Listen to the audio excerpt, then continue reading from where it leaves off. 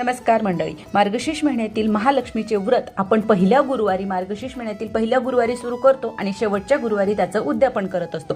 तर शेवटच्या गुरुवारी अमावस्या आलेली असल्यामुळे बऱ्याच जणांच्या मनामध्ये संभ्रम आहे की शेवटच्या गुरुवारी आपण उद्यापन करावं का नाही। तर बघा मंडळी, आपल्याला 18 डिसेंबरला शेवटच्या गुरुवारी अमावस्या जरी असली तरी ती उत्तर रात्री लागत आहे, त्यामुळे गुरुवारीच आपल्याला उद्यापन करायचं आहे। आता उद्यापन कसं करायचं बघा मंडळी, ज्याप्रमाणे आपण प्रत्येक गुरुवारी आपण पूजा मांडणी केलेली आहे, अगदी त्याचप्रमाणे आपल्याला पूजा मांडणी करायची आहे, उपवास करायचा आहे, कथा वाचायची आहे आणि सायंकाळी आपल्याला आरती करून उद्यापन करायचं आहे, नैवेद्य दाखवायचा आहे। यासाठी आपल्याला 5, 7, 9 याप्रमाणे सुवासिनी किंवा कुमारिकांना यांना आपल्या घरी बोलवून त्यांना देवी स्वरूप मानून त्यांचा योग्य तो आपल्याला मान सन्मान करायचा आहे। त्यांना आपल्याला बसायला आसन द्यायचं आहे, त्यांना हळद कुंकू लावायचं आहे, त्यांनी आपल्याला त्यांची ओटी भरायची आहे। ओटीमध्ये आपल्याला व्रताचं एक पुस्तक द्यायचं आहे, त्यावर फूल, गजरा किंवा तुम्ही वेणी सुद्धा देऊ शकता।